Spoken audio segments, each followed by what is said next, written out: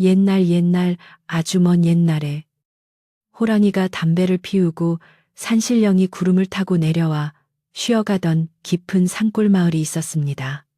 이 마을은 사방이 높은 산으로 둘러싸여 있어 해가 늦게 뜨고 일찍 지는 곳이었는데 겨울이 찾아오면 그 추위가 어찌나 매섭던지 흐르던 개울물조차 꽁꽁 얼어붙어 마치 흰 뱀이 누워 있는 것처럼 보일 지경이었습니다.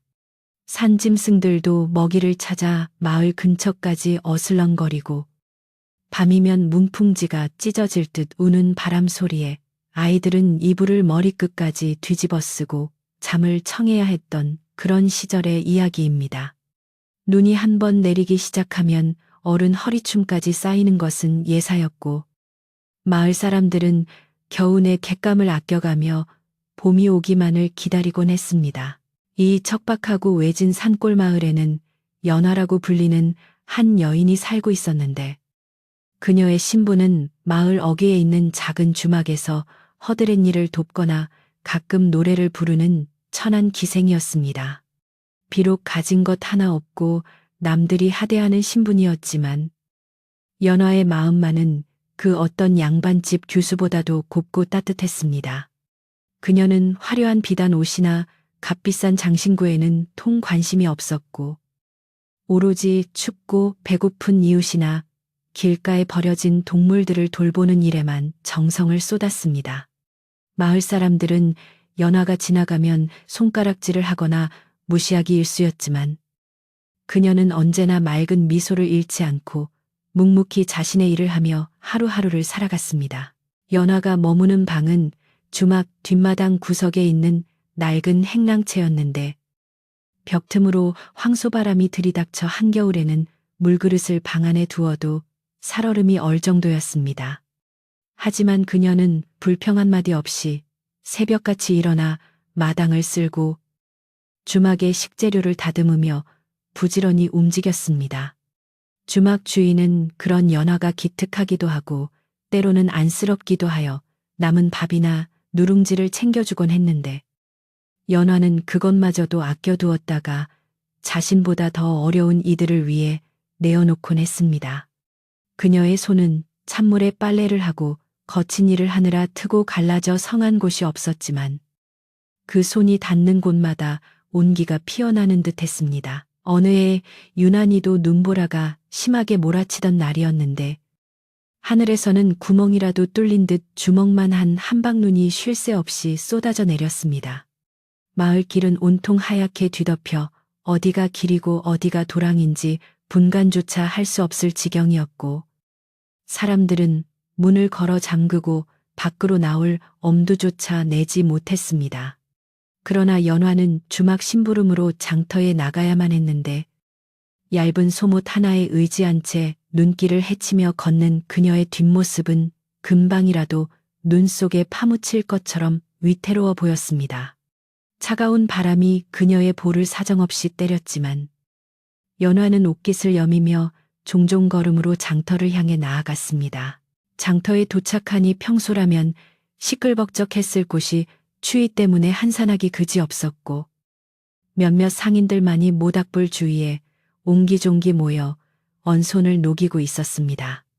짐승 털가죽을 파는 가게나 뜨거운 국밥을 파는 식당에서만 희뿌연 김이 모락모락 피어올라 행인들의 발길을 붙잡을 뿐 거리는 을씨년스러운 정막만이 감돌고 있었습니다.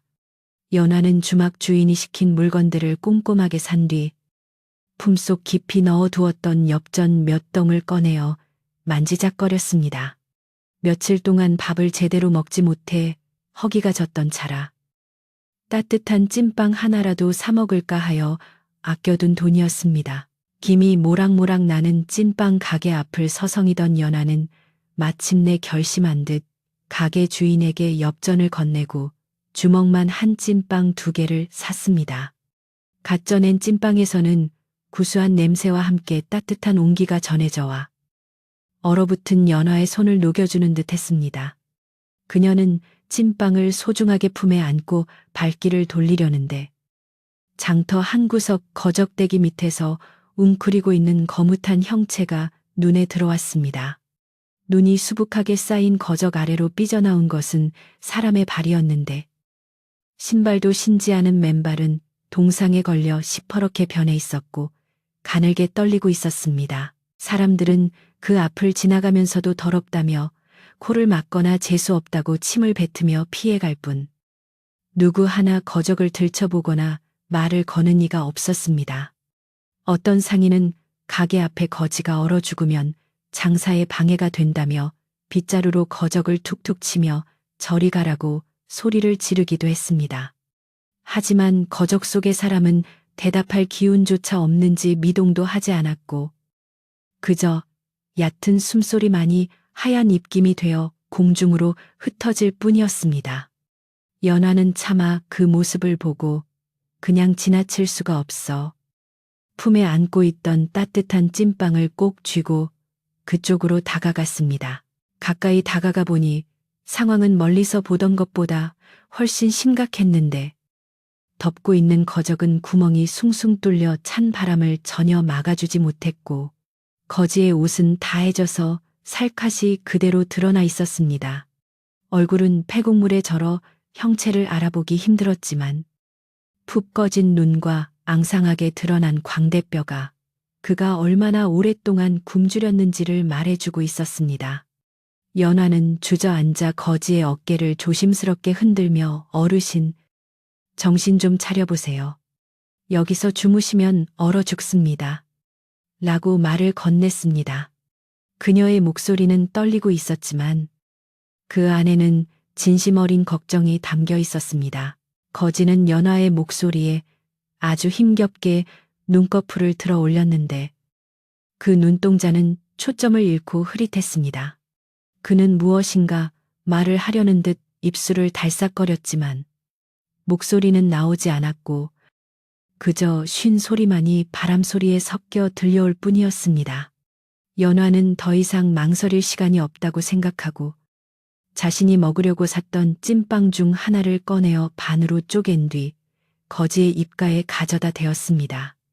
따뜻하고 달콤한 팥 냄새가 코끝을 스치자 죽어가던 거지의 눈에 순간적으로 생기가 돌더니 본능적으로 입을 벌려 찐빵을 받아 물었습니다. 연화는 거지가 체하지 않도록 조금씩 빵을 떼어 먹여주었고 주변 상인에게 사정하여 얻어온 따뜻한 숭늉 한 그릇도 함께 먹였습니다.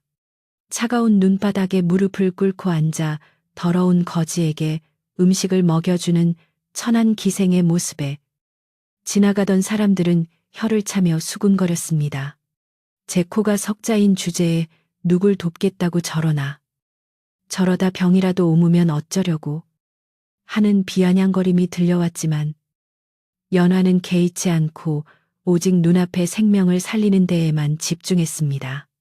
찐빵 2개와 숭늉이 다 비워질 때쯤 거지의 얼굴에는 희미하게 남아 혈색이 돌아왔고 떨리던 몸도 조금 진정되는 듯 보였습니다.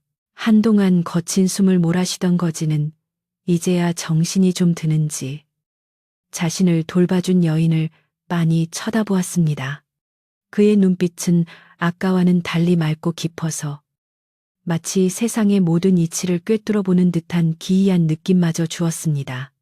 그는 헝클어진 머리카락 사이로 연화를 응시하더니 갈라진 목소리로 고맙소.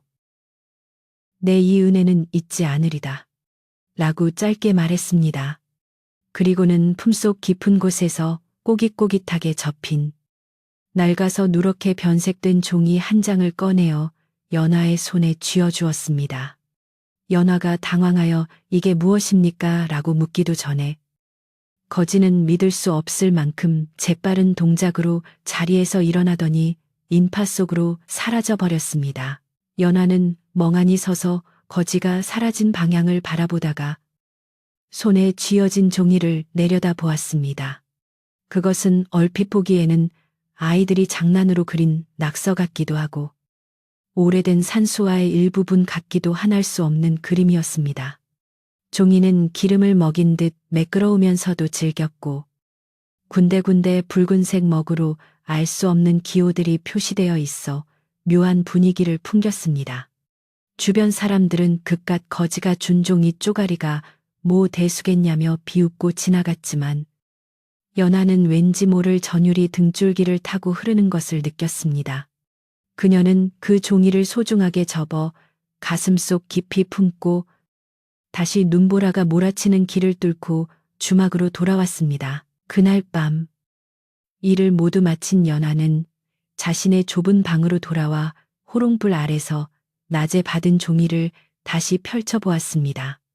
희미한 불빛 아래 드러난 종이의 내용은 낮에 보았을 때보다 훨씬 더 복잡하고 정교해 보였는데 자세히 들여다보니 그것은 단순한 그림이 아니라 이 마을 뒷산의 지형을 아주 상세하게 그려놓은 지도였습니다. 계곡에 굽이치는 모양이며 바위의 위치, 늙은 소나무가 서 있는 곳까지 실제와 똑같이 그려져 있었는데 특이하게도 사람들의 발길이 닿지 않는 아주 깊은 산골짜기 어느 한 지점에 붉은 점이 찍혀 있었습니다. 연화는 지도를 보며 곰곰이 생각에 잠겼는데 평소 마을 노인들 사이에서 전해 내려오던 옛 이야기가 떠올랐습니다. 아주 먼 옛날 이 산 어딘가에 하늘의 별이 떨어져 박힌 곳이 있으며 그곳에는 상상할 수 없을 만큼 아름다운 보석들이 잠들어 있다는 전설 같은 이야기였습니다. 하지만 수많은 사람들이 그 보석을 찾기 위해 산을 헤맸지만 아무도 찾지 못했고 오히려 욕심을 부리던 이들은 산신령의 노여움을 사활을 입었다는 무시무시한 소문만 무성했습니다. 연하는 설마 이 지도가 그 전설 속의 장소를 가리키는 것일까 하는 의구심이 들었지만 거지의 눈빛이 자꾸만 마음에 걸렸습니다. 그 거지는 보통 사람이 아니었음이 분명했습니다. 다 죽어가던 사람이 찐빵 2개를 먹고 순식간에 기운을 차려 바람처럼 사라진 것도 그렇고 무엇보다 그 깊고 그윽한 눈빛은 천한 거지의 것이라고는 믿기지 않았습니다. 연하는 지도 뒷면을 조심스럽게 뒤집어 보았는데 거기에는 아주 작은 글씨로 한 줄의 글귀가 적혀 있었습니다. 글씨는 너무 작고 흘렸어서 알아보기 힘들었지만 연하가 눈을 가늘게 뜨고 집중해서 읽어보니 마음이 맑은 자, 돌 속의 별을 보리라라는 뜻의 문장이었습니다. 연하의 가슴이 콩닥콩닥 뛰기 시작했습니다. 창밖에는 여전히 거센 눈보라가 몰아치고 있었고 문풍지는 윙윙 소리를 내며 울어댔지만 연하의 방 안은 이상하리만큼 고요하고 따뜻한 기운이 감돌았습니다. 그녀는 지도를 다시 곱게 접어 베개 밑 깊숙한 곳에 숨겨두었는데 마치 그 종이에서 눈에 보이지 않는 빛이 새어나와 방 안을 비추는 것 같았습니다. 내일 날이 밝으면 그리고 눈이 그치고 봄이 오면 아무도 모르게 조용히 저 지도에 표시된 곳을 찾아가 보아야겠다고 연화는 다짐했습니다. 그것이 무엇이든 간에 자신의 작은 선의가 불러온 기이한 인연이 그녀의 운명을 송두리째 바꿔놓을 준비를 하고 있다는 것을 그녀는 직감적으로 느꼈습니다. 다음 날 아침 언제 그랬냐는 듯 눈보라가 뚝 그치고 맑은 해가 떠올랐지만 쌓인 눈은 처마미까지 차올라 마을을 온통 하얀 세상으로 만들어 놓았습니다. 연화는 여느 때와 다름없이 마당에 쌓인 눈을 치우고 주막의 일을 도왔지만 그녀의 마음속에는 어젯밤의 지도가 계속해서 맴돌고 있었습니다. 물을 기르러 우물가에 갔을 때 마을 안악들이 모여 어제 장터에 나타났던 기이한 거지에 대해 수군거리는 소리가 들려왔습니다. 그 거지가 글쎄 동쪽 마을로 가더니 순식간에 연기처럼 사라졌다지 뭔가 도깨비가 아니었을까 하는 소리들이었습니다. 연화는 아무 말 없이 물동이를 이고 돌아왔지만 그 거지가 평범한 사람이 아니었다는 확신은 점점 더 강해졌습니다. 그녀는 틈틈이 시간이 날 때마다 방에 들어가 지도를 꺼내어 산세와 길을 눈에 익혔고 붉은 점이 찍힌 곳으로 가는 가장 안전한 길을 머릿속으로 그려보았습니다. 그곳은 마을 사람들도 나무를 하러 가기 꺼려하는 험한 절벽 너머 늑대 울음소리가 들린다는 깊은 골짜기였습니다. 두려움이 앞서기도 했지만 거지가 남긴 마음이 맑은 자라는 글귀가 용기를 북돋아 주었습니다. 겨울이 깊어갈수록 연화의 생활은 더욱 고단해졌지만 그녀는 희망을 품고 견뎌냈습니다. 주막을 찾는 손님들의 술주정도, 주인의 핀잔도 예전처럼 힘들게 느껴지지 않았습니다. 그녀에게는 누구에게도 말할 수 없는 비밀이 생겼고, 그 비밀은 춥고 배고픈 그녀의 삶을 지탱해주는 작은 등불이 되었습니다. 때때로 밤잠을 설치며 지도를 들여다볼 때면 지도 속의 붉은 점이 마치 살아있는 심장처럼 펄떡이는 것 같은 환영을 보기도 했습니다. 그것은 단순한 보물이 아니라 그녀의 진심을 시험하고 새로운 세상으로 이끄는 열쇠와도 같았습니다. 그러던 어느 날 주막에 낯선 손님이 찾아와 마을 뒷산에 대한 이야기를 꺼냈는데 그는 자신이 풍수를 보는 직관이라고 소개했습니다. 그는 술을 한 잔 걸치더니 이 마을 뒷산 기운이 심상치 않아. 큰 부자가 나오거나 아니면 큰 재앙이 닥칠 형국이야. 라고 중얼거렸습니다. 그 말을 들은 마을의 유지 최 부자가 귀를 쫑긋 세우고 그 직관에게 술을 더 권하며 자세히 물어보려 했지만 직관은 더 이상 입을 다물고 의미심장한 웃음만 지을 뿐이었습니다. 연화는 부엌에서 안주를 내어가다가 그 이야기를 엿듣고 가슴이 철렁 내려앉았습니다. 혹시라도 비밀이 새어나갈까봐 겁이 났던 것입니다. 최 부자는 마을에서 제일 가는 부자였지만 욕심이 끝이 없고 소작농들을 괴롭히기로 유명한 사람이었습니다.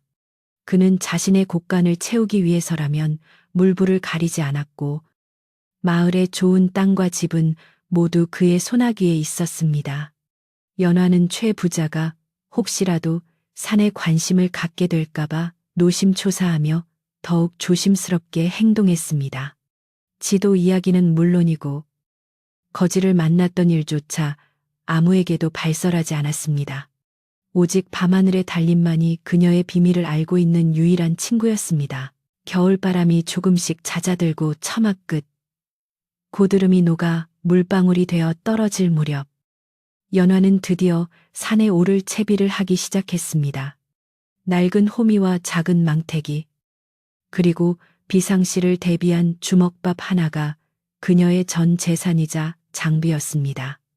마을 사람들이 농사 준비로 분주해져 남의 일에 신경 쓸 겨를이 없을 때 그녀는 약초를 캐러 간다는 핑계로 이른 새벽 산을 향해 발걸음을 옮겼습니다.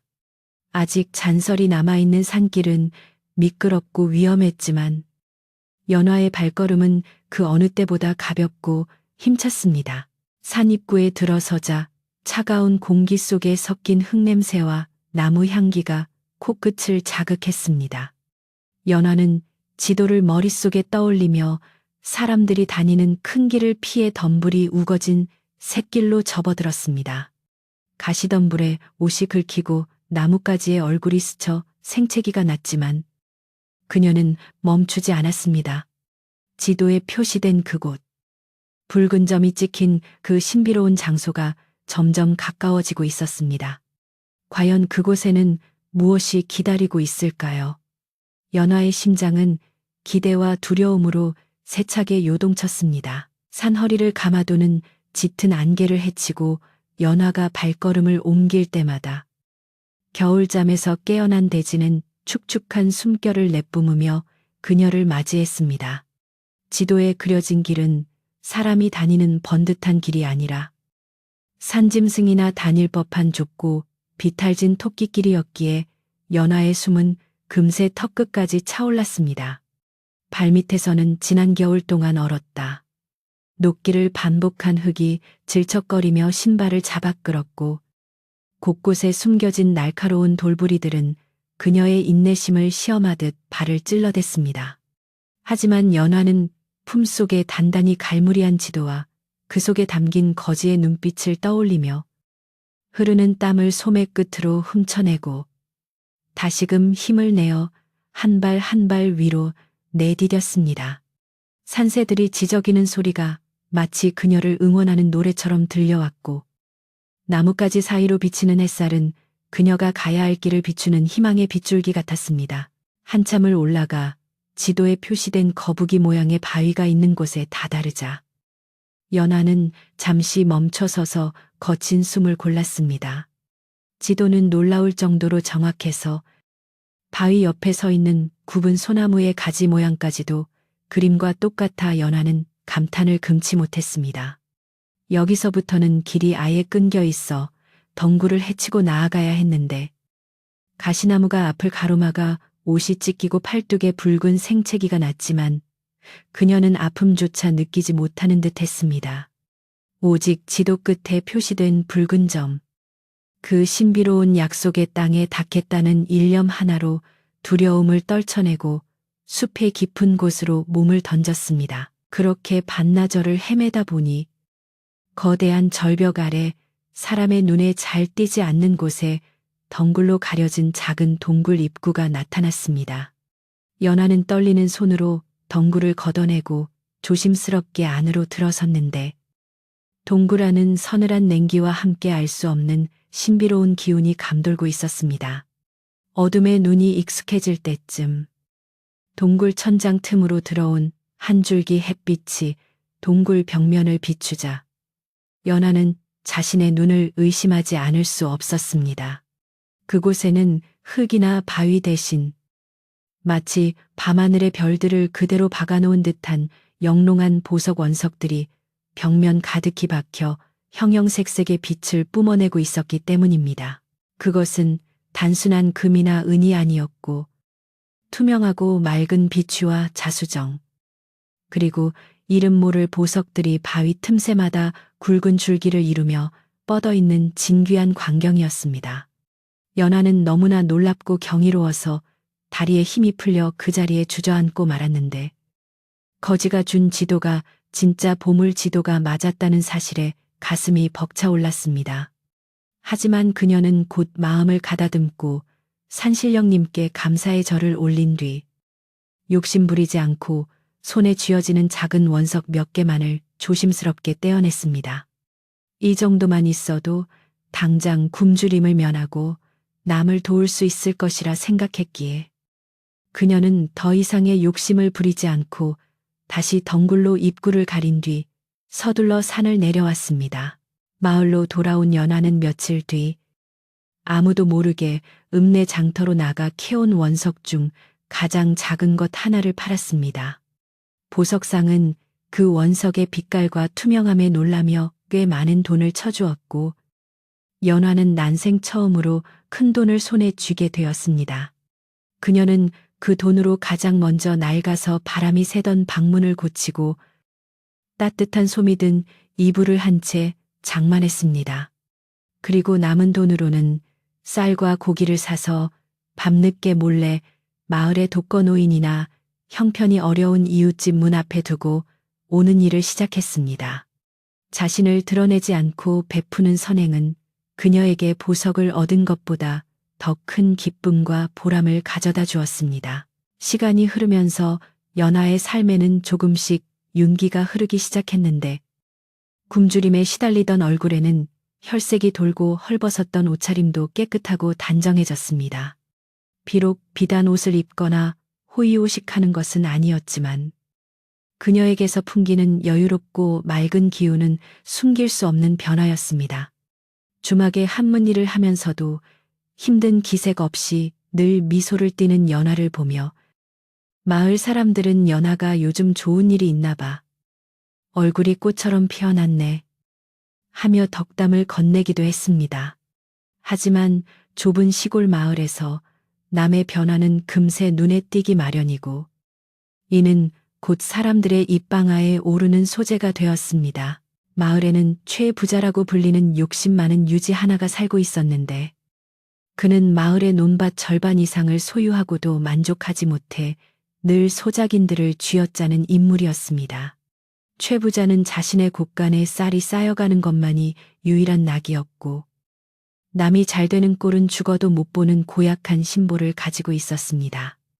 어느 날 장터에 나갔던 최 부자의 하인이 돌아와 주인 어른, 그 주막집 기생 연화가 읍내 포목점에서 질 좋은 무명천을 끊어갑디다. 쌀도 갯박이 아니라 말로 사던데요 라고 고자질을 했습니다. 이 말을 들은 최 부자의 눈썹이 꿈틀거리며 의심의 불꽃이 타오르기 시작했습니다. 그 천한 것이 무슨 돈이 있어서 그런 호사를 누린단 말이냐. 필시 무슨 꿍꿍이가 있는 게야. 최 부자는 곰방대를 탁탁 털며 심기가 불편함을 드러냈습니다. 그는 평소 연화를 거들떠보지도 않았지만 그녀가 갑자기 돈을 쓴다는 소문은 그의 탐욕스러운 호기심을 자극하기에 충분했습니다. 그는 하인들을 시켜 연화의 뒤를 캐보라고 지시했고 마을 사람들 사이에도 은근슬쩍 헛소문을 퍼뜨리기 시작했습니다. 연화가 밤마다 외간 남자를 만난다더라. 어디서 도둑질을 한 작물을 팔아먹는 건 아닐까 하는 근거 없는 의심들이 뭉게구름처럼 피어올라 마을을 덮기 시작했습니다. 이러한 소문은 발없는 말이 되어 천리를 가듯 순식간에 마을 전체로 퍼져나갔습니다.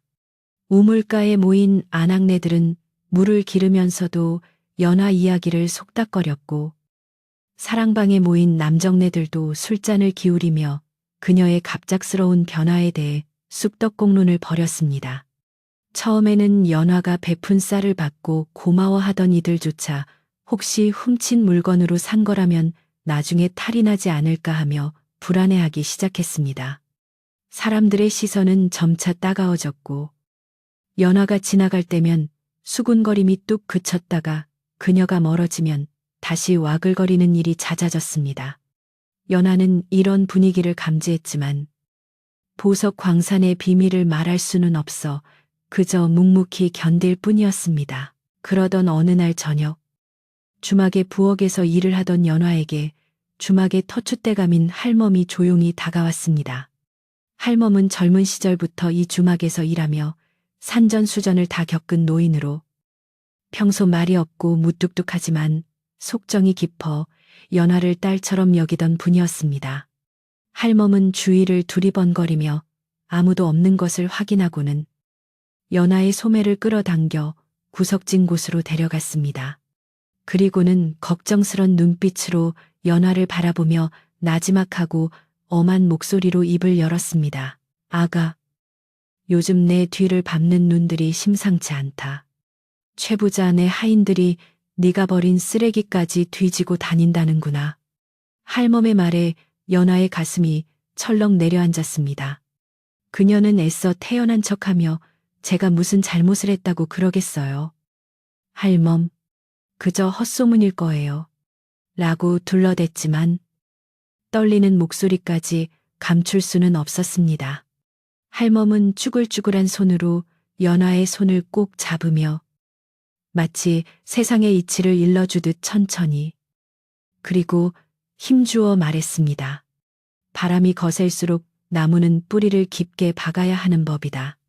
네가 가진 것이 무엇이든 그것이 빛날수록 어둠 속에 숨어있는 쥐새끼들이 꼬이기 마련이야. 당분간은 숨죽이고 죽은 듯이 지내거라. 할멈의 충고는 연화의 마음에 깊은 경종을 울렸습니다.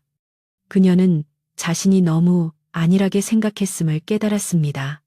단순히 좋은 마음으로 베풀면 사람들이 알아줄 것이라 믿었지만 세상은 그리 단순하지 않았고 탐욕에 눈먼 자들은 진심보다 의심을 먼저 품는다는 것을 뼈저리게 느꼈습니다. 연화는 할멈에게 고개를 끄덕이며 눈시울을 붉혔고 앞으로 닥쳐올 시련에 대비해야겠다고 다짐했습니다. 하지만 이미 최 부자의 의심은 걷잡을 수 없이 커져 있었고 그는 연화의 비밀을 캐내기 위해 더 흉계 깊은 덫을 놓고 있었습니다. 최 부자는 마을의 젊은 왈패들을 돈으로 매수하여 연화가 밤에 어디를 가는지 누구를 만나는지 감시하게 했습니다. 왈패들은 연화의 집 담벼락에 숨어 엿듣기도 하고 그녀가 산 쪽을 바라만 봐도 최 부자에게 쪼르르 달려가 보고를 했습니다. 연화가 자꾸 뒷산을 쳐다봅니다요. 방 안에서 무언가 반짝이는 것을 만지작거리는 걸 봤습니다요. 이런 보고들이 쌓이자 최 부자는 무릎을 치며 확신했습니다. 분명 산속에 무언가 숨겨둔 게야. 그게 돈다발이든 금덩이든 내 땅 뒤에 있는 산이니 다 내 것이나 다름없지. 욕심은 사람의 눈을 멀게 하고 판단력을 흐리게 만드는 법이라. 최 부자는 이제 연화가 범죄를 저질렀다고 단정짓고 관아에 고발할 구실을 찾기 시작했습니다. 그는 마을 사람들을 모아놓고 천안기생이 갑자기 돈을 쓰는 것은 풍기문란이자 마을의 질서를 어지럽히는 일이라며 목소리를 높였습니다. 순박한 마을 사람들은 최 부자의 위세에 눌려 겉으로는 동조하는 척했지만 속으로는 연화가 밤에 몰래 놓아둔 쌀자루를 떠올리며 갈팡질팡했습니다. 마을의 공기는 점점 무겁게 가라앉았고 폭풍전야의 고요함처럼 긴장감이 감돌았습니다. 연화는 더 이상 읍내로 나가 원석을 팔 수도 없었고 이웃을 돕는 일도 잠시 멈출 수밖에 없었습니다. 방 안에 숨겨둔 지도가 마치 뜨거운 불덩이처럼 느껴져 밤잠을 이루지 못하는 날들이 이어졌습니다. 그녀는 거지가 남긴 말, 마음이 맑은 자라는 글귀를 수없이 되뇌며 자신의 마음을 다잡으려 노력했습니다. 내가 욕심을 부린 것이 아니다.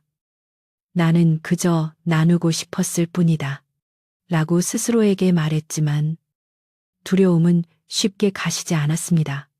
창밖에서는 부엉이가 구슬프게 울어대고 바람은 문풍지를 거칠게 흔들며 연화의 불안한 마음을 대변하는 듯 했습니다. 어느 날 밤, 연화는 꿈속에서 찐빵을 건네주었던 그 거지를 다시 만났습니다.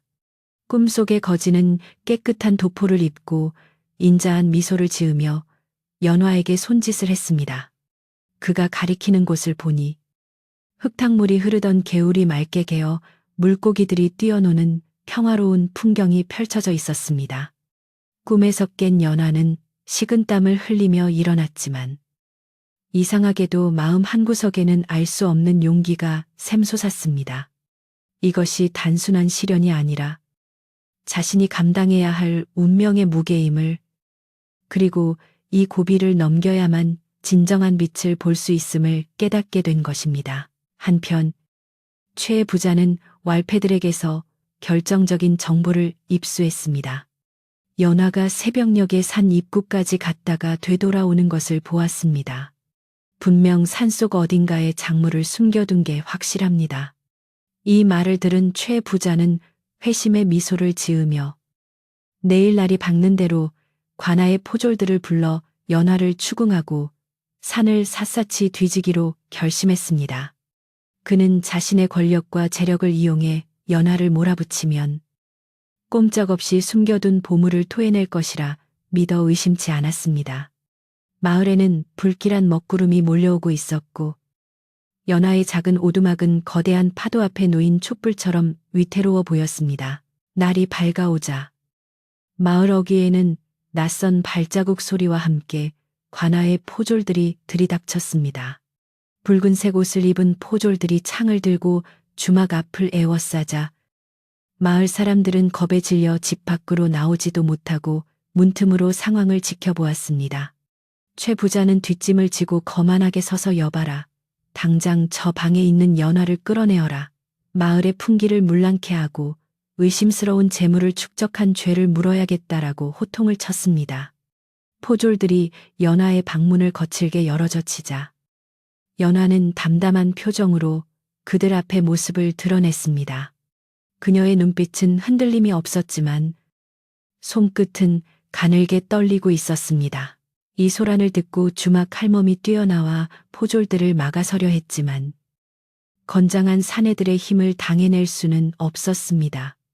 할멈은 바닥에 주저앉아 통곡하며 어이고 죄 없는 아이를 잡아가서 어쩌려고 그러시오. 하늘이 무섭지도 않소라고 울부짖었지만 최 부자는 콧방귀를 킬 뿐이었습니다. 연화는 할멈을 안심시키려는 듯 옅은 미소를 지어 보이고는 포졸들에게 이끌려 마을 회관 앞마당으로 끌려갔습니다. 마당에는 이미 최 부자의 연락을 받고 온 사또가 근엄한 표정으로 앉아 있었고 그 옆에는 최 부자가 의기양양한 표정으로 서 있었습니다. 마을 사람들도 하나둘씩 마당 주위로 모여들었는데 그들의 표정에는 호기심과 걱정, 그리고 두려움이 뒤섞여 있었습니다. 연화는 꿇어앉은 채 사또를 올려다보았고 사또는 내가 천한 신분으로 분에 넘치는 재물을 모으고 수상한 행동을 하고 다닌다는 고변이 들어왔다. 사실대로 고하지 않으면 엄한 벌을 내릴 것이다. 라고 엄포를 놓았습니다. 최 부자는 옆에서 거들며 사또나리. 저 계집이 산속에 도적대와 내통하여 작물을 숨겨두었음이 틀림없습니다. 당장 주리를 틀어 자백을 받아야 합니다. 라고 모함했습니다. 연화는 억울함에 입술을 깨물었지만 지금 당장 지도를 내놓으면 최 부자에게 모든 것을 빼앗길 것이 뻔했기에 섣불리 입을 열 수가 없었습니다. 그때 군중 속에서 누군가가 연화는 그럴 사람이 아닙니다. 밤마다 우리 집 앞에 쌀을 두고 간 사람이 연화인 것 같습니다. 라고 소리쳤습니다. 그 목소리의 주인공은 마을에서 가장 가난하게 사는 칠성내였는데 그녀의 용기 있는 외침에 다른 사람들도 웅성거리기 시작했습니다. 맞아. 우리 집에도 쌀이 있었어. 연화는 심성이 고운 아이야. 하는 동정 여론이 일기 시작하자 최 부자의 얼굴이 불그락 푸르락해졌습니다. 하지만 최 부자는 곧바로 그건 훔친 물건을 처분하기 곤란하니 인심 쓰는 척 나눠준 것일 뿐이다라고 윽박지르며 분위기를 반전시켰습니다. 연화는 이제 자신의 결백을 증명하고 거지가 준 선물을 지키기 위해 중대한 결심을 해야만 할 순간이 다가왔음을 직감했습니다. 마을 회관 앞마당에 감도는 공기는 마치 한겨울의 얼음장처럼 차갑고 무거워서 숨을 쉴 때마다 폐부 깊숙한 곳까지 시린 기운이 스며드는 듯 했습니다. 높이 솟은 관아의 소슬대문 아래에는 호랑이 가죽을 깐 의자에 사또가 비스듬히 앉아 위압적인 눈빛으로 아래를 내려다보고 있었고 그 옆에는 최 부자가 의기양양한 표정으로 부채를 살랑거리며 서 있었습니다.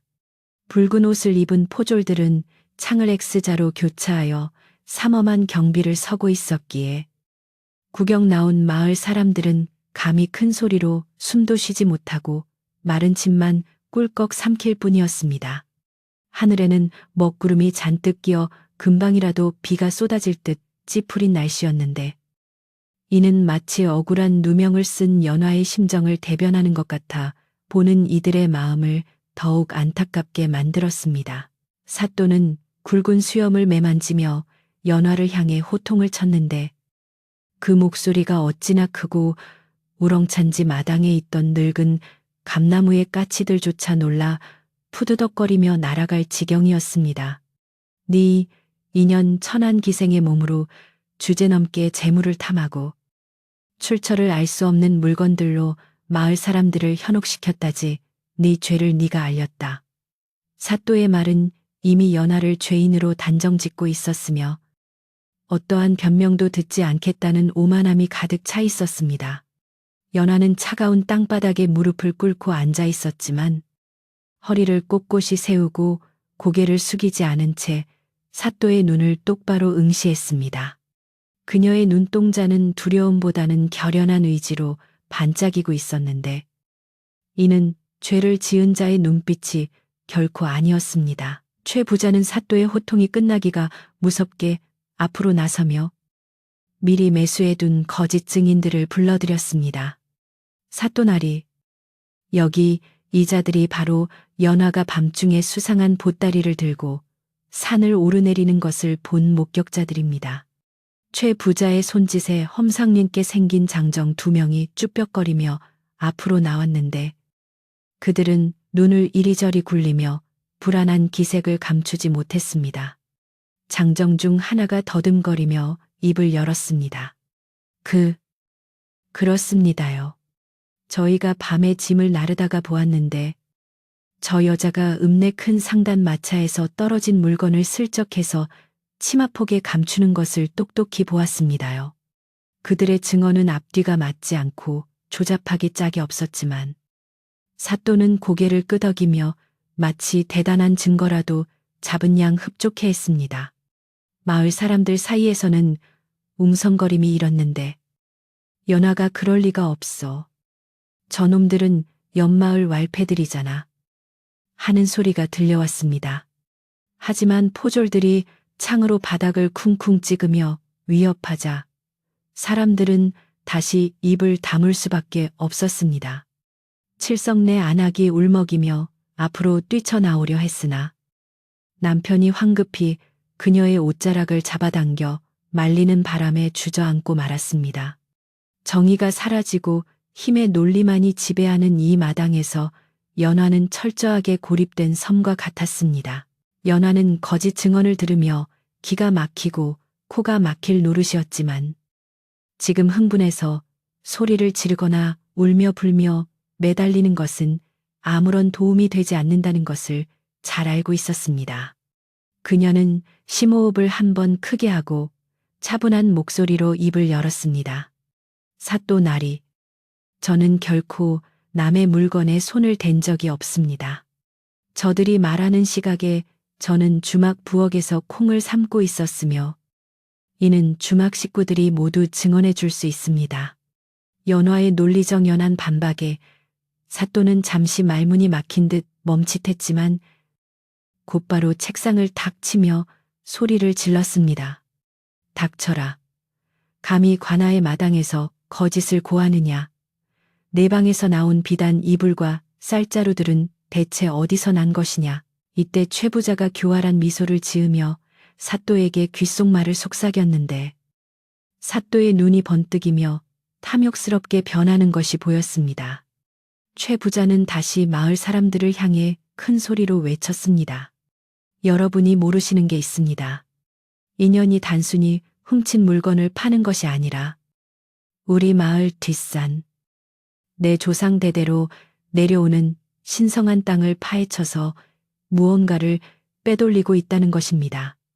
산신령이 노할 일이며 이는 마을 전체에 재앙을 불러올 짓입니다. 최 부자의 말은 교묘하게 마을 사람들의 미신적인 공포심을 자극하여 연화를 공공의 적으로 만들려는 수작이었습니다. 재앙이라는 말에 마을 사람들은 동요하기 시작했습니다. 산골 마을 사람들에게 산신령의 노여움은 호랑이보다 더 무서운 것이었기에 연화를 옹호하던 시선들이 순식간에 의심과 원망의 눈초리로 바뀌어 갔습니다. 산은 건드리면 안 되는데 혹시 그래서 요즘 비가 안 오나 하는 말도 안 되는 억측들이 꼬리에 꼬리를 물고 퍼져나갔습니다. 연화는 사람들의 변해가는 눈빛을 보며 가슴이 찢어지는 듯한 아픔을 느꼈습니다. 자신이 굶주린 배를 채워주고 병든 몸을 돌보아 주었던 이웃들이 최 부자의 말 한마디에 등을 돌리는 현실이 너무나도 야속하고 허무했습니다. 하지만 연화는 여기서 무너질 수 없었습니다. 그녀에게는 지켜야 할 약속이 있었고 증명해야 할 진실이 있었습니다. 그 거지가 준 지도는 단순히 부자가 되라는 선물이 아니라 사람의 마음을 시험하고 진정한 가치를 깨닫게 하려는 깊은 뜻이 담겨 있음을 그녀는 알고 있었습니다. 연화는 눈을 질끈 감았다 뜨며 마음속으로 거지 노인의 따뜻했던 눈빛을 떠올렸습니다. 두려워 마라. 진실은 반드시 통한다. 어디선가 그런 목소리가 들리는 듯 했습니다. 그녀는 결심을 굳히고 다시 고개를 들었습니다. 사또 나리, 그리고 마을 어르신들, 제 말을 들어보십시오. 연화의 목소리는 작지만 또렷하게 마당에 울려 퍼졌습니다. 제가 얻은 재물은 훔친 것도, 산을 파헤쳐 훔친 것도 아닙니다. 지난 겨울 눈보라가 치던 날, 장터에서 죽어가던 거린에게 찐빵 한 조각을 나누어 드리고 받은 보답이었습니다. 연화의 말에 장내가 잠시 조용해지더니 곧이어 최 부자의 비웃음 소리가 터져 나왔습니다. 으아하 지나가던 개가 웃을 일이로다 거지가 보물을 줬다고 그게 말이 된다고 생각하느냐. 차라리 도깨비 방망이를 얻었다고 해라. 최 부자의 선동에 사또도 껄껄 웃으며 비아냥거렸고 마을 사람들도 어이없다는 듯 혀를 찼습니다. 핑계를 대도 좀 그럴듯한 걸 대지. 기생이라 거짓말도 잘하는구먼. 하는 조소들이 쏟아졌습니다. 하지만 연화는 흔들리지 않고 품속에서 비단천에 쌓인 지도를 꺼내 들었습니다. 낡고 해진 종이였지만 연화가 소중하게 다루는 손길에는 경건함마저 느껴졌습니다. 이것이 바로 그 어르신이 주신 지도입니다. 이 지도에는 우리 마을 뒷산에 숨겨진 보석 광산의 위치가 그려져 있습니다. 보석 광산이라는 단어가 나오자마자 웃음소리는 딱 멈추고 마당에는 찬물을 끼얹은 듯한 정적이 흘렀습니다. 모두의 눈이 연화의 손에 들린 낡은 종이로 쏠렸고 특히 최 부자와 사또의 눈은 탐욕으로 이글거리고 있었습니다. 최 부자는 침을 꿀꺽 삼키며 한 발자국 다가왔습니다. 보석. 광산이라고 그의 목소리는 떨리고 있었는데 그것은 놀라움 때문이 아니라 걷잡을 수 없는 욕심 때문이었습니다. 사또 역시 몸을 앞으로 기울이며 눈을 가늘게 뜨고 지도를 뚫어지게 쳐다보았습니다. 이리 내놓아라. 그것은 관아에서 압수하여 조사해야 마땅하다. 사또가 소리치며 포졸들에게 눈짓을 하자 포졸들이 연화에게 다가가 지도를 빼앗으려 했습니다. 연화는 지도를 가슴에 꼭 품고 뒤로 물러서며 외쳤습니다. 안 됩니다. 이 지도는 그 어르신께서 마음이 맑은 자만이 볼 수 있다고 하셨습니다. 욕심으로 가득 찬 사람이 손을 대면 지도는 제 더미로 변해버릴 것이라고 경고하셨습니다. 연화의 기지 넘치는 외침에 포졸들은 멈칫하며 뒤로 물러났습니다. 미신을 믿는 그들에게 저주나 재덤이 같은 말은 충분히 위협적이었습니다. 최 부자는 콧방귀를 뀌며 소리쳤습니다. 어디서 요망한 혓바닥을 놀리느냐. 그런 헛소리에 속을 줄 아느냐. 당장 뺏어라. 하지만 사또는 조금 망설이는 기색이었습니다. 만약 진짜로 지도가 사라져버린다면 보석 광산도 물거품이 되는 것이기에 섣불리 뺏을 수가 없었던 것입니다. 사또는 헛기침을 하며 점잖은 척 물었습니다. 그렇다면 네가 그 지도가 진짜라는 것을 어찌 증명하겠느냐. 거지에게 받았다는 허무맹랑한 소리를 믿으란 말이냐. 연화는 떨리는 손으로 지도를 펼쳐 보이지 않고 겉면의 낡은 질감만을 보여주며 말했습니다. 이 종이는 일반적인 종이가 아닙니다. 물에 젖지도 않고 불에 타지도 않는 천년지라고 들었습니다. 그리고 지도 뒷면에는 그 어르신만이 아시는 글귀가 적혀 있습니다. 만약 최 부자 어른께서 이 산이 본래 댁의 것이라고 주장하신다면 이 산 어딘가에 숨겨진 이 표식을 알고 계셔야 마땅할 것입니다. 연화는 기지를 발휘하여 최 부자를 역으로 압박했습니다. 만약 최 부자가 산의 주인이라면 산의 비밀을 알고 있어야 한다는 논리였습니다. 최 부자는 당황하여 얼굴이 붉어졌습니다. 그는 산을 소유하고 있었지만 그저 소장료나 챙길 줄 알았지 산속 깊은 곳에 무엇이 있는지 알 턱이 없었습니다. 그깟 표식 따위 내가 알게 뭐냐. 산문서가 내게 있으니 산에 있는 모든 것은 다 내 것이다. 최 부자는 억지를 부리며 고함을 질렀지만 마을 사람들은 이제 최 부자의 미천이 드러났음을 감지했습니다.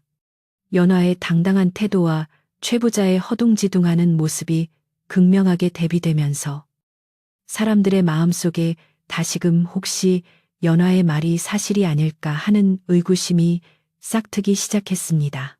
이때 마을의 최고령자인 촌장 어른이 지팡이를 짚고 군중을 해치며 앞으로 나왔습니다. 촌장은 평소 거동이 불편하여 바깥 출입을 잘하지 않지만 마을에 큰일이 생겼다는 소식을 듣고 나온 것이었습니다. 하얀 수염이 가슴까지 내려온 촌장은 사또에게 가볍게 목례를 하고 연화를 바라보았습니다. 사또, 이 아이의 말이 예사롭게 들리지 않소. 옛날부터 우리 마을 뒷산에는 신선이 노는 자리가 있다는 전설이 내려오지 않소. 만약 저 아이가 가진 것이 그 전설의 지도라면 함부로 다루어서는 안 될 것이오. 촌장의 등장으로 분위기는 새로운 국면을 맞이했습니다. 사또도 촌장의 권위를 무시할 수는 없었기에 함부로 행동할 수 없었습니다. 사또는 잠시 고민하더니 타협안을 내놓았습니다. 좋다. 그렇다면 네 말이 사실인지 확인을 해봐야겠구나. 네가 말한 그 마음이 맑은 자만이 찾을 수 있다는 보석이 과연 있는지, 그리고 이 지도가 정말 신비한 물건인지 내 눈으로 직접 확인하겠다. 사또의 말에는 여전히 의심과 탐욕이 깔려 있었지만 적어도 당장 연화를 옥에 가두거나 고문하려는 기세는 한풀 꺾였습니다. 연화는 이것이 마지막 기회임을 알았습니다. 그녀는 지도에 그려진 특정 장소, 즉 보석이 있는 동굴 입구의 특징과 그곳에 새겨진 문양에 대해 설명하기 시작했습니다. 지도에 따르면 거북이 바위를 지나 세 갈래 소나무가 있는 곳에서 동쪽으로 100보를 가면 덩굴에 가려진 동굴이 나옵니다. 그리고 그 동굴 입구 바위에는 나눔이라는 글자가 옛 글씨로 새겨져 있다고 합니다. 연화는 사실 동굴에 갔을 때 그 글자를 보았지만 마치 지도에 적혀 있는 것처럼 말했습니다. 이는 최 부자가 거짓말을 하고 있는지 가려내기 위한 덧치기도 했습니다. 최 부자는 눈을 굴리며 머리를 굴렸습니다. 나눔이라는 글자, 그런 건 들어본 적도 없는데. 하지만 그는 지지 않고 소리쳤습니다. 누군가 몰래 가서 새겨 놓았을 수도 있지. 그게 무슨 증거가 된단 말이냐. 그러나 사또는 흥미롭다는 듯 몸을 앞으로 내밀었습니다. 호, 나눔이라. 만약 그 글자가 정말로 있고 그 글씨가 오래되어 이끼가 낀 것이라면 최근에 새긴 것이 아님을 알 수 있겠지. 사또는 비록 탐관오리였지만 눈앞의 이익을 확인하고 싶은 호기심이 더 컸습니다. 연화는 사또와 마을 사람들, 그리고 최 부자 앞에서 제안했습니다. 그렇다면 지금 당장 모두 함께 산으로 가서 확인해 보시지요. 만약 제가 거짓말을 했다면 어떤 벌이라도 달게 받겠습니다. 하지만 만약 제 말이 사실이고 그곳에 보석과 표식이 있다면 이 모든 것이 하늘이 주신 선물임을 인정해 주십시오. 연화의 목소리에는 비장함이 서려 있었습니다. 그녀는 자신의 모든 것을 걸고 도박을 건 셈이었습니다. 마을 사람들은 술렁거렸습니다. 지금 산에 가자고. 정말 보석이 있을까? 호기심과 두려움이 뒤섞인 웅성거림 속에 사또가 자리에서 일어났습니다. 좋다. 내 친히 행차하여 그 진위를 가려주마. 포졸들은 앞장을 서라. 최 부자 자네도 따라오게. 최 부자는 썩 내키지 않는 표정이었지만 혹시라도 보석이 나오면 자신이 제일 먼저 챙겨야 한다는 생각에 서둘러 따라 나섰습니다. 날씨는 여전히 우중충했지만 구름 사이로 한 줄기 빛이 내려와 연화가 서 있는 자리를 비추는 듯했습니다. 연화는 앞장서서 걷기 시작했고 그 뒤를 포졸들과 사또, 최 부자, 그리고 수많은 마을 사람들이 따랐습니다. 긴 행렬은 마치 뱀처럼 구불구불한 산길을 따라 올라갔습니다. 연화의 심장은 터질 듯이 뛰었지만 발걸음은 어느 때보다 침착했습니다. 그녀는 알고 있었습니다. 이 산행의 끝에서 밝혀질 것은 단순히 보석의 유무가 아니라 사람의 진심과 탐욕의 차이라는 것을, 그리고 그 결과는 마을의 운명을 영원히 바꾸어 놓을 것이라는 것을. 산 중턱에 이르자 바람이 거세지며 나뭇가지들이 기괴한 소리를 내며 흔들렸습니다. 최 부자는 힘들다며 가마에서 내려 하인의 등에 업혀가면서도 끊임없이 투덜거렸습니다. 이런 험한 곳에 무슨 보석이 있다고. 전현이 우리를 골탕 먹이려는 게 분명해. 하지만 연화는 뒤를 돌아보지 않고 묵묵히 거북이 바위를 향해 나아갔습니다. 그녀의 손에는 지도가 땀에 젖어 축축해져 있었지만 그것은 그녀를 지켜주는 유일한 부적이었습니다. 드디어 일행은 연화가 말한 세 갈래 소나무 앞에 도착했습니다. 늙은 소나무는 기묘하게 뒤틀려 있어 마치 용이 승천하는 형상을 하고 있었는데 마을 사람들 중 누구도 이 깊은 곳에 이런 나무가 있다는 것을 아는 사람이 없었습니다. 사람들은 탄성을 질렀고 사또의 눈도 휘둥그레졌습니다. 정말 지도의 그림과 똑같구나. 사또의 중얼거림에 최 부자의 얼굴이 사색이 되었습니다. 연화의 말이 하나둘씩 사실로 드러나고 있었기 때문입니다. 이제 남은 것은 동굴과 그 앞의 글자뿐이었습니다. 연화는 떨리는 손가락으로 덩굴이 우거진 절벽 쪽을 가리켰습니다. 저기입니다. 저 덩굴 뒤에 입구가 있습니다. 모든 시선이 그곳으로 쏠렸고 긴장감은 최고조에 달했습니다. 포졸들이 칼로 덩굴을 쳐내자 어두컴컴한 동굴 입구가 그 모습을 드러냈습니다. 마치 거대한 짐승이 입을 벌리고 있는 듯한 그곳에서 서늘한 냉기가 뿜어져 나왔습니다. 그리고 입구 옆 바위에는 연화가 말한 대로 이끼가 낀 흐릿한 글자가 새겨져 있었습니다. 사또가 가까이 다가가 눈을 가늘게 뜨고 글자를 읽었습니다.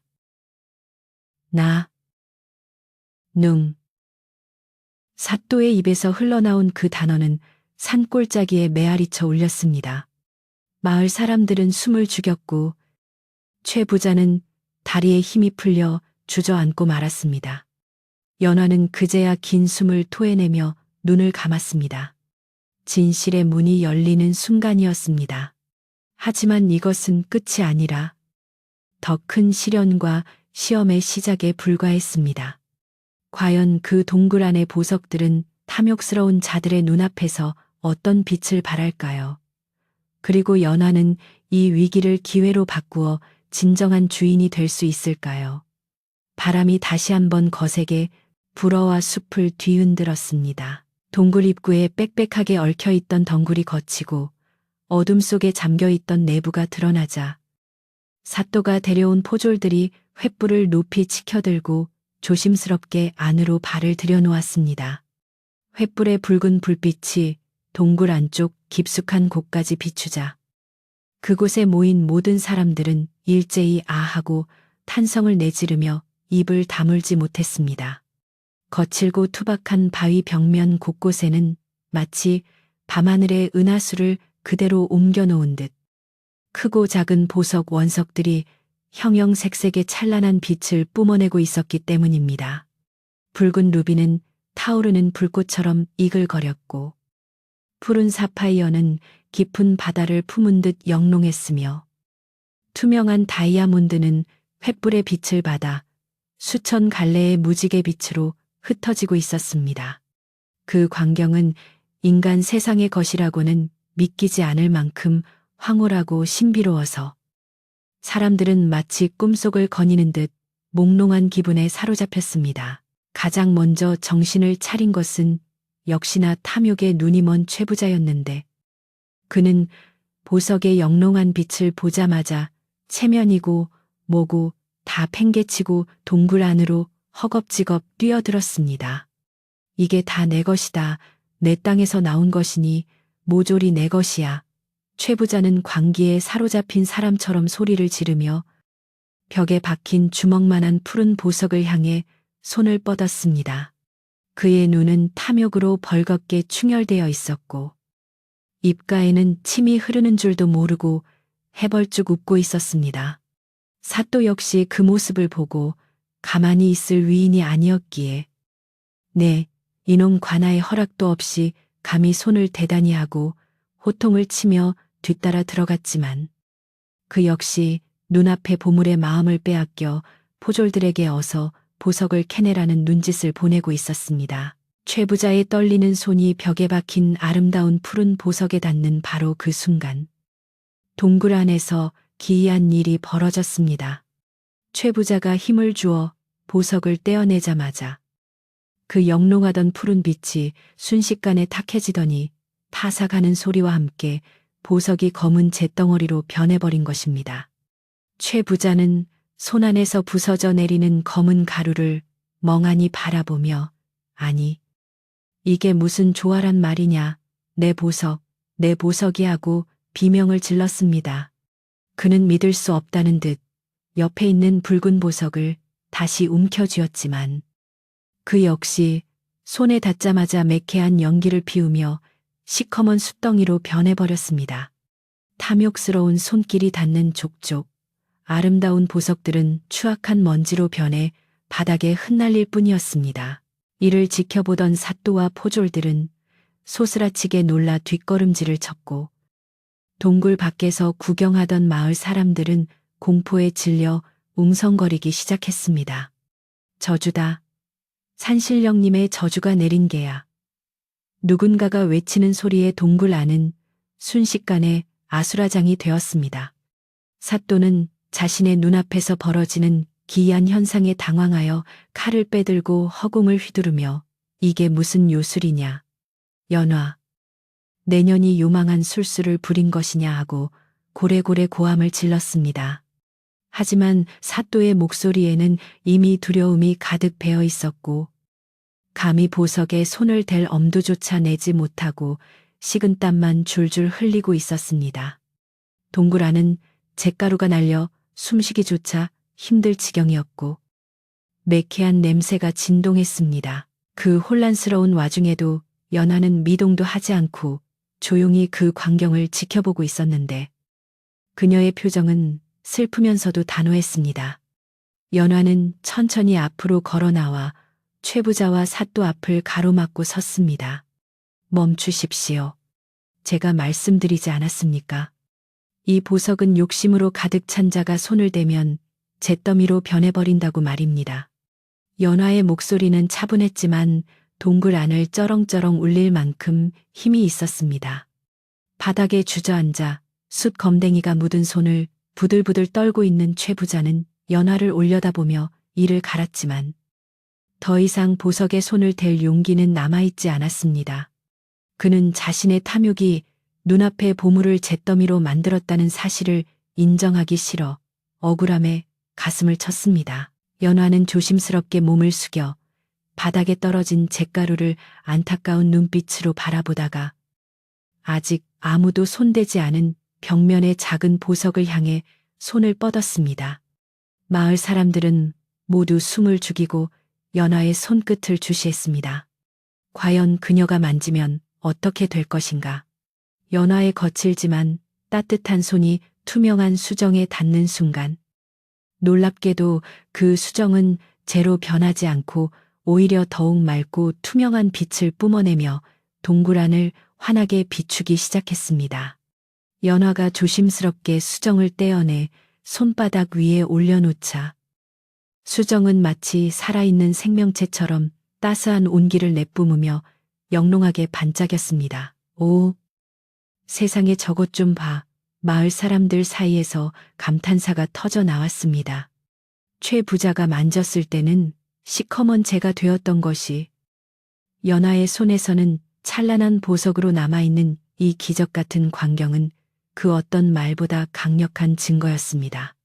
거지 노인이 남긴 마음이 맑은 자라는 말이 단순한 비유가 아니라 실제로 작동하는 신비한 주문이었음이 증명된 것입니다. 촌장 어른은 지팡이를 짚은 채 고개를 끄덕이며 하늘이 내린 시험이로다. 탐욕스러운 자에게는 돌멩이만도 못한 것이고 베푸는 자에게는 귀한 보물이 되는 이치가 눈앞에 있구나 하고 탄식했습니다. 사또는 얼굴이 불그락푸르락해져서 어찌할 바를 몰랐습니다. 자신이 탐관오리라는 것을 온 마을 사람들에게 들킨 것이나 다름없었고 더 이상 연화를 죄인 취급할 명분도 사라졌기 때문입니다. 그는 헛기침을 크게 하며 에헴, 이 산의 기운이 참으로 묘하구나. 관아에서 함부로 건드릴 물건이 아닌 듯하다. 하며 슬그머니 꼬리를 내렸습니다. 그리고는 멍하니 앉아있는 최 부자에게 화살을 돌려 내 이놈 신성한 산을 더럽히고 나를 이 험한 곳까지 오게 하다니. 그 죄가 막중하다. 당장 내려가자 하고 소리치며 포졸들을 이끌고 도망치듯 동굴을 빠져나갔습니다. 최 부자는 얼굴과 옷에 검은 숯검정을 잔뜩 묻힌 채 마을 사람들의 비웃음과 손가락질을 받으며 비틀비틀 일어섰습니다. 평소 거만하게 목을 뻣뻣이 세우고 다니던 위세는 온데간데 없고 마치 털 빠진 닭처럼 초라하기 그지없었습니다. 그는 연화를 노려보며 두고 보자. 내 반드시 이 수모를 갚아주겠다. 라고 작게 중얼거렸지만 이미 대세는 기울었습니다. 마을 사람들은 더 이상 최 부자를 두려워하지 않았고 오히려 그를 가로막으며 어르신, 욕심이 과하면 화를 부른다는 옛말 틀린 거 하나 없습니다. 라고 따끔하게 한마디씩 던졌습니다. 최 부자는 얼굴을 감싸 쥐고 쥐구멍이라도 찾고 싶은 심정으로 하인의 등에 업혀 산을 내려갔습니다. 최 부자와 사또가 사라지자 동굴 앞은 다시 평온을 되찾았고 남은 것은 연화와 마을 사람들 뿐이었습니다. 사람들은 연화를 에워싸고 미안함과 고마움이 섞인 눈빛을 보냈습니다. 칠성내가 다가와 연화의 손을 잡으며 울먹였습니다. 연화야, 정말 미안하다. 우리가 어리석어서 너를 의심했어. 네가 밤마다 우리 몰래 도와준 것도 모르고 다른 사람들도 하나둘씩 사과를 건넸습니다. 자네가 아니었으면 이 흉년 어떻게 넘겼을지 몰라. 우리가 최 부자 말에 놀아나서 참으로 부끄럽네. 연화는 빙그레 웃으며 고개를 저었습니다. 아니에요. 다 지난 일인걸요. 오해가 풀려서 다행입니다. 연화는 손에 들고 있던 빛나는 수정을 높이 들어 보이며 마을 사람들에게 말했습니다. 여러분, 이 보석은 제 것이 아닙니다. 저를 살려준 거지 어르신께서 이 마을을 위해 쓰라고 주신 선물입니다. 입구에 적힌 나눔이라는 글자를 보셨지요. 이 보석은 우리 모두가 배고프지 않고 아프지 않게 살 수 있도록 돕는 데 쓰여야 빛을 잃지 않을 것입니다. 연화의 말에 사람들은 숙연해졌습니다. 엄청난 불을 손에 쥐고도 사리사욕을 채우지 않고 마을 전체를 생각하는 연화의 마음에 깊은 감동을 받은 것입니다. 그때 산 아래에서부터 시원한 바람이 불어와 사람들의 땀을 식혀주었습니다. 먹구름이 걷히고 파란 하늘이 드러나며 햇살이 쏟아져 내렸는데 그 빛은 마치 연화의 앞날을 축복하는 듯 했습니다. 연화는 마을 청년들에게 부탁하여 동굴 입구를 임시로 막고 필요한 만큼만 조금씩 캐내어 마을의 공동자산으로 쓰자고 제안했습니다. 누구 하나 반대하는 사람이 없었고 오히려 모두가 연화의 지혜로운 결정에 박수를 보냈습니다. 보석은 더 이상 다툼의 불씨가 아니라 마을을 하나로 묶어주는 희망의 불꽃이 되었습니다. 산을 내려오는 마을 사람들의 발걸음은 올라올 때와는 달리 깃털처럼 가벼웠습니다. 긴장과 두려움은 사라지고 서로의 얼굴을 마주보며 웃음꽃을 피웠습니다. 연화는 촌장 어른을 부축하며 내려왔는데 촌장은 연화의 등을 토닥이며 네가 우리 마을의 복덩이로구나. 진정한 부자는 곳간에 쌀이 많은 사람이 아니라 마음이 넉넉한 사람이라는 걸 네가 가르쳐 주었어.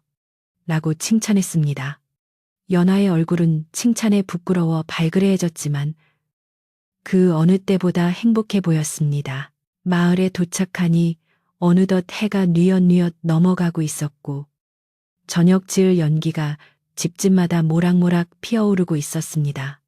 마을 사람들은 각자 집으로 돌아가 쌀독을 확인해 보니 신기하게도 연화가 나눠주었던 쌀자루가 줄지 않고 그대로 있는 것 같은 느낌을 받았습니다.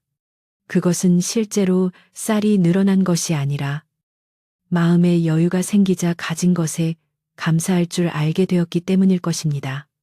주막으로 돌아온 연하는 할멈과 얼싸안고 기쁨의 눈물을 흘렸습니다. 할멈은 내 진심이 통할 줄 알았다. 장하다. 내 새끼. 하며 연화의 거친 손을 어루만져 주었습니다. 그날 밤 마을 회관 마당에서는 작은 잔치가 벌어졌습니다.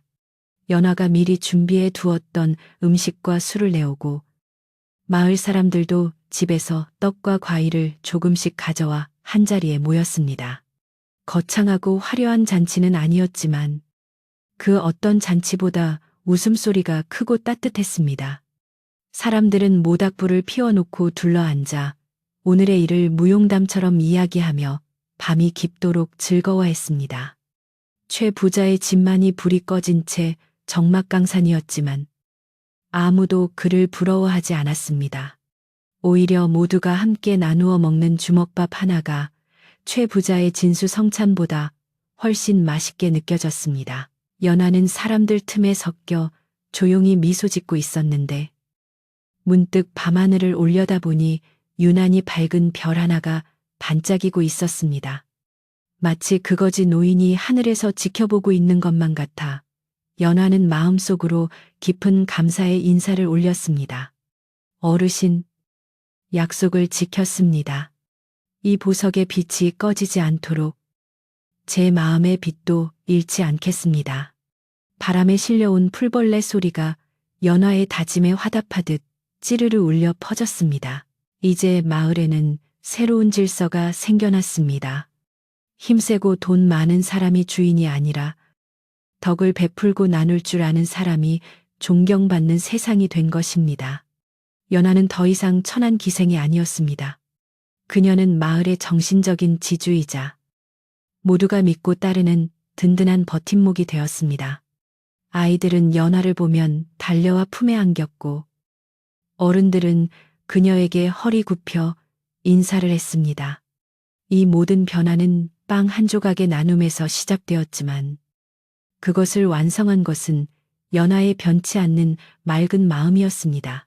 하지만 이야기는 여기서 끝이 아닙니다. 보석 광산에서 나오는 수익을 어떻게 지혜롭게 사용하여 마을을 진정한 부자 마을로 만들었는지, 그리고 연하의 마지막 모습은 어떠했는지에 대한 따뜻한 결말이 남아 있습니다. 이제 밤이 더욱 깊어 세상이 고요해진 시간. 마지막 이야기를 들으며 편안한 꿈나라로 갈 준비를 하시기 바랍니다. 달님도 구름 이불을 덮고 잠시 쉬어가는 시간입니다. 산과 들의 평화로운 기운이 감돌고 마을을 휘감던 불신의 안개가 완전히 걷히자 연하와 마을 사람들은 본격적으로 새로운 삶을 꾸려나가기 시작했습니다.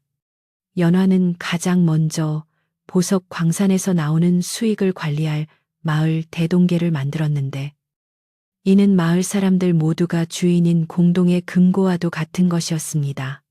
그녀는 욕심을 부려 산을 마구잡이로 파헤치는 것을 엄격히 금지했고 마을에 꼭 필요한 만큼의 자금이 모일 때까지만 보석을 채취하고 나머지는 후손을 위해 남겨두기로 결정했습니다. 이러한 연화의 깊은 뜻을 알기에 혈기왕성한 젊은이들도 곡괭이질을 할 때 산신령님께 감사의 인사를 먼저 올리고 조심스럽게 작업을 이어갔습니다. 산은 이제 두려움의 대상이 아니라 마을을 지켜주는 든든한 어머니 품처럼 느껴졌습니다. 광산에서 얻은 첫 번째 수익으로 연화가 한 일은 마을의 낡은 다리를 튼튼한 돌다리로 바꾸고 비만 오면 물이 새던 가난한 이웃들의 초가지붕을 개량하는 것이었습니다. 예전에는 장마철마다 개울물이 불어 건너편 밭으로 가지 못해 발을 동동 구르던 농부들이 이제는 튼튼한 돌다리를 건너며 허허실실 웃음을 터뜨렸습니다. 또한 구멍 뚫린 문풍지 사이로 찬바람을 맞으며 밤새 떨던 노인들의 방에는 따뜻한 온돌이 놓이고 두툼한 소미불이 들어갔습니다. 마을 곳곳에서 들려오던 한숨소리는 어느새 사라지고 그 자리는 아이들의 책 읽는 소리와 아낙네들의 다듬이질 소리, 그리고 구성진 노랫가락으로 채워지기 시작했습니다. 연화는 자신의 신분을 완전히 벗어던지고 주막을 인수하여 나눔의 집이라는 간판을 새로 달았습니다. 이곳은 더 이상 술을 팔고 웃음을 파는 곳이 아니라 지나가는 과객이나 배고픈 이들이 언제든 들러 따뜻한 국밥 한 그릇을 먹고 갈 수 있는 구휼기관으로 탈바꿈했습니다. 연화는 화려한 비단옷 대신 깨끗하고 단정한 무명옷을 입고 직접 부엌에 들어가 밥을 짓고 국을 끓였습니다. 그녀의 손맛은 예전보다 더욱 깊어졌는데 이는 음식에 온갖 정성과 사랑을 담았기 때문일 것입니다. 마을 사람들은 이제 그녀를 연화 아가씨가 아니라 존경을 담아 연화 행수님 혹은 큰어머니라고 부르며 따랐습니다. 한편 욕심을 부리다 망신을 당하고 재산까지 잃을 처지에 놓인 최 부자는 마을 사람들의 따가운 눈총을 견디지 못하고 결국 짐을 싸야만 했습니다. 그는 밤늦은 시각 아무도 모르게 도망치듯 마을을 떠나려 했지만 마을 어귀에서 연화와 마주치고 말았습니다. 최 부자는 고개를 들지 못하고 부들부들 떨고 있었는데 연화는 그에게 다가가 따뜻한 떡이 든 보따리 하나를 건넸습니다. 어르신, 먼 길 가시는데 욕이라도 하십시오. 지난 일은 모두 잊고 가시는 곳에서는 마음 편히 사시길 바랍니다. 연화의 진심 어린 배려에 최 부자는 왈칵 눈물을 쏟으며 무릎을 꿇고 지난날의 과오를 뉘우쳤습니다. 비록 그는 떠났지만 그의 마지막 뒷모습은 예전보다 훨씬 가볍고 인간다워 보였습니다. 최 부자가 떠난 후 그가 소유하고 있던 수많은 농과 밭은 연화가 대동계의 자금으로 정당한 값을 치르고 매입하여 본래의 주인인 소작농들에게 골고루 나누어 주었습니다.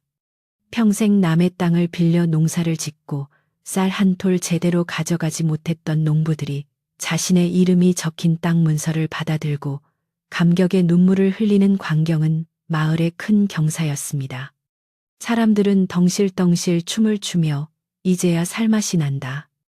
연화 덕분에 우리가 사람 대접을 받는다며 기뻐했습니다. 마을은 날이 갈수록 풍요로워졌고 곳간에는 곡식이 가득 쌓여 쥐들도 배를 두드리며 다닌다는 우스갯소리가 돌 정도였습니다. 소문은 바람을 타고 인근 고을은 물론 아주 먼 한양 땅까지 퍼져나갔습니다. 산골 마을의 보석보다 더 귀한 마음을 가진 여인이 있어 마을이 천국으로 변했다더라는 이야기에 전국에 내로라 하는 선비들과 상인들이 구경을 하러 몰려들었습니다. 그들은 연화의 얼굴을 한 번이라도 보고 싶어 했지만 연화는 좀처럼 자신을 드러내지 않고 묵묵히 부엌 일과 병든 이웃을 돌보는 일에만 전념했습니다. 개중에는 연화의 덕망에 감화되어 쌀이나 옷감을 기부하고 가는 이들도 있었고 마을에 정착하여 아이들을 가르치는 훈장님이 되겠다고 자청하는 선비도 생겨났습니다. 마을은 단순히 부유한 곳이 아니라 배움과 예절이 넘치는 품격 있는 고을로 거듭나게 되었습니다. 세월은 유수와 같이 흘러 어느덧 연화의 머리에도 하얀 서리가 내려앉고 얼굴에는 세월의 흔적인 주름이 잡히기 시작했습니다. 하지만 그녀의 눈빛만은 여전히 맑고 깊어 바라보는 사람들의 마음을 편안하게 해주는 신비한 힘을 간직하고 있었습니다. 그녀가 찐빵을 건넸던 그 추운 겨울날의 기억은 이제 전설이 되어 아이들의 머리맡에서 들려주는 옛 이야기가 되었습니다. 아이들은 할머니, 정말 그 거지가 도수를 부려 지도를 준 거예요. 하고 초롱초롱한 눈으로 물으면 연화는 빙그레 웃으며 도술이 아니라 그분의 마음속에 있던 따뜻한 불씨를 나에게 나눠준 것이란다. 라고 대답해주곤 했습니다. 어느 맑은 가을날 마을에서는 수확을 감사하고 마을의 안녕을 기원하는 대축제가 열렸습니다.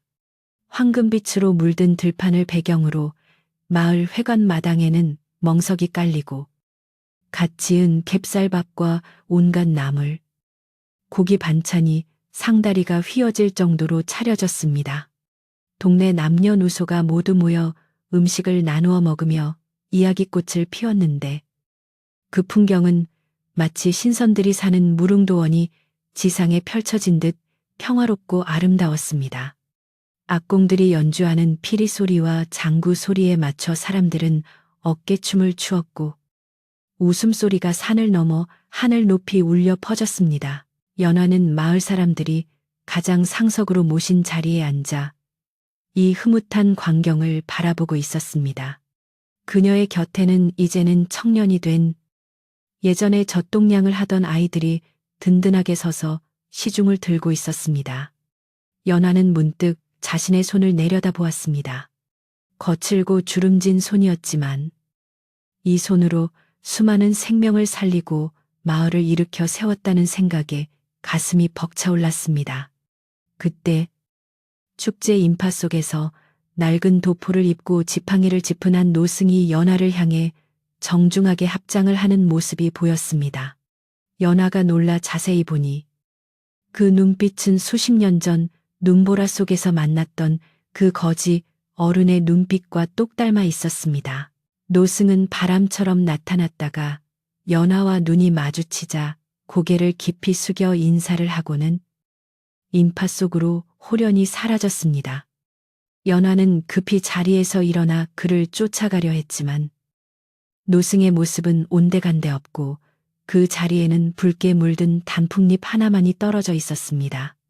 연화는 그 단풍잎을 주워 들고 가만히 미소 지었습니다. 그분이 오셔서 잘했다고, 참으로 잘 살았다고 칭찬해주고 가셨구나. 그녀는 마음속으로 깊은 안도감과 감사를 느꼈습니다. 자신이 받은 축복을 헛되이 쓰지 않고 끝까지 나누며 살았다는 것에 대한 확인을 받은 것 같았습니다. 저녁이 되고 해가 서산 너머로 뉘엿뉘엿 지자 마을에는 은은한 달빛이 내려앉았습니다. 사람들은 배부르고 등 따뜻한 행복감에 취해 삼삼오오 흩어져 집으로 돌아갔고 마을에는 고요한 평화가 찾아왔습니다. 귀뚜라미가 맑은 소리로 노래하고 밤바람은 대나무 숲을 스치며 사락사락 소리를 냈습니다. 연화는 자신의 작은 방으로 돌아와 창문을 활짝 열고 둥근 보름달을 올려다 보았습니다. 달빛은 그녀의 은발을 환하게 비추었고 방 안은 등불을 켜지 않아도 대낮처럼 밝았습니다. 연화는 자리에 누워 지난 세월을 회상했습니다. 천한 기생으로 무시당하며 살았던 시절, 춥고 배고팠던 기억, 그리고 거지에게 빵을 건네던 그 운명의 순간, 보석을 발견하고 마을을 바꾸어 나갔던 모든 과정들이 주마등처럼 스쳐 지나갔습니다. 그녀는 깨달았습니다. 진정한 보석은 산속 동굴에 있던 돌멩이가 아니라 이웃을 사랑하고 나누고자 했던 자신의 마음속에 늘 빛나고 있었다는 것을 말입니다. 그리고 그 보석은 그녀가 세상을 떠난 뒤에도 마을 사람들의 마음속에 영원히 남아 이 마을을 지키는 등불이 될 것이라는 확신이 들었습니다. 참으로 좋은 인생이었다. 춥지 않고 배고프지 않고 외롭지 않으니 이보다 더 큰 복이 어디 있겠는가. 연화는 혼잣말을 중얼거리며 얇은 미소를 띠고 눈을 감았습니다. 그녀의 숨소리는 갓난아기처럼 평온했고 얼굴에는 세상의 모든 짐을 내려놓은 듯한 편안함이 깃들어 있었습니다. 창밖에서 불어오는 바람이 그녀의 이불깃을 살며시 여며주었고 달림은 그녀의 꿈속 길을 환하게 밝혀주었습니다. 마을의 모든 불이 꺼지고 세상이 잠든 시간, 오직 연화의 집 지붕 위에 앉은 박 두덩이만이 달빛을 받아 하얗게 빛나고 있었습니다. 이제 이야기는 끝을 맺습니다. 아주 먼 옛날 빵 한 조각의 따뜻함이 만들어낸 기적 같은 이야기는 오늘 밤 여러분의 머리맡에도 작은 온기로 남아있을 것입니다. 착한 마음을 가진 사람은 복을 받고 나누는 기쁨은 그 어떤 보석보다 값지다는 이 소박한 진실을 기억하며 편안히 잠드시길 바랍니다. 밤이 깊었습니다. 걱정은 내일의 해에게 맡겨두고 지금은 그저 이 따뜻한 이야기의 여운 속에 몸을 맡기십시오.